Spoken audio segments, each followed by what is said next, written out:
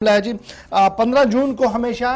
यौम विंड बनाया जाता है, यानी हवा का दिन मनाया जाता है, और उस हवा से जो बिजली बनती है उसके दिन के हवाले से ये बड़ा दिन मनाया जाता है। लेकिन जम्मू कश्मीर के अंदर क्या कुछ हो रहा है, जितना पोटेंशियल है, क्या वो टैप हुआ है या नहीं हुआ है? अगर नहीं हुआ तो किसकी वजह, किसकी परेशानी है और किसके डायरेक्शंस पर ये नहीं हो पाया आज तक, एक बड़ा सवाल आज हमारे सामने है। बिल्कुल, दुनिया भर के साथ साथ जम्मू कश्मीर या मुल्क के बाकी हिस्सों के अंदर भी आज ग्लोबल विंड डे की मुनासबत से तकरीबात का एहतमाम हो रहा है। लेकिन आज का दिन मनाने का असली मकसद क्या है? एक तो बिजली की पैदावार में इजाफा करना और विंड का या हवा का कैसे उसमें मदद ली जा सकती है। नंबर 1 पॉइंट ये आज आलमी सतह पर डिस्कस होगा। दूसरी बात ये कि पावर प्रोजेक्ट्स जो दुनिया भर के बाकी हिस्सों की तरह हिंदुस्तान के भी खास तौर से बालाई इलाकों के साथ जोड़ने वाले या फिर बिजली की पैदावार में इजाफा करने वाले और दूर दराज इलाकों तक अगर बिजली के निजाम को बेहतर बनाने की कोशिश हुई है तो उस पर आज के दिन में तफसीली रोशनी डाली जाएगी। लेकिन जब पावर प्रोजेक्ट्स की बात हो रही है, आज के दिन के हवाले से बात हो रही है, तो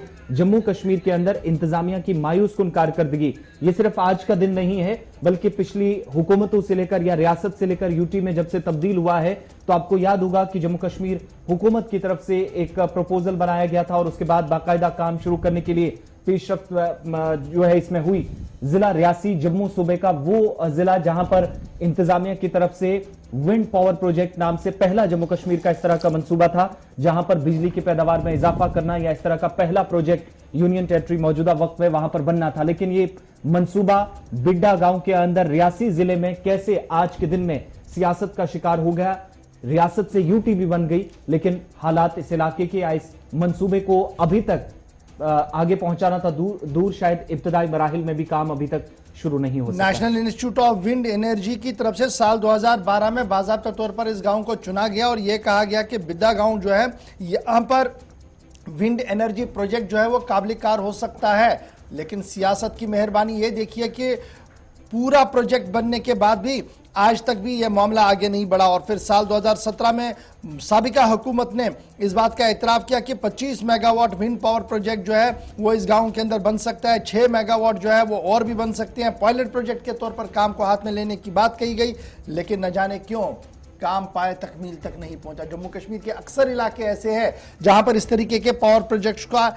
होना हो सकता था और मुझे याद है कि मरकजी वजारत न्यू एंड रिन्यूएबल एनर्जी है, जब फारूक अब्दुल्ला साहब दिल्ली के अंदर थे तो यह कहा गया था कि अब खुसूसी तवज्जो जम्मू कश्मीर की ओर दी जाएगी और अहम तरीन प्रोजेक्टों को हाथ में लिया जाएगा। सरकार भी उन दिनों अपनी थी फारूक साहब को, न तो तब हुआ और ना ही अब इस पर कोई काम किया जा रहा है, और जिसकी वजह से ये जो कुदरती मामला हमारे हाथ में था, जिससे हम एक पोटेंशियल को गेन कर सकते थे और आवाम को राहत मिल सकती थी, इस पर आज के दिन में भी काम नहीं हो पा रहा। तो ये तो जनाब सवाल है विंड एनर्जी का,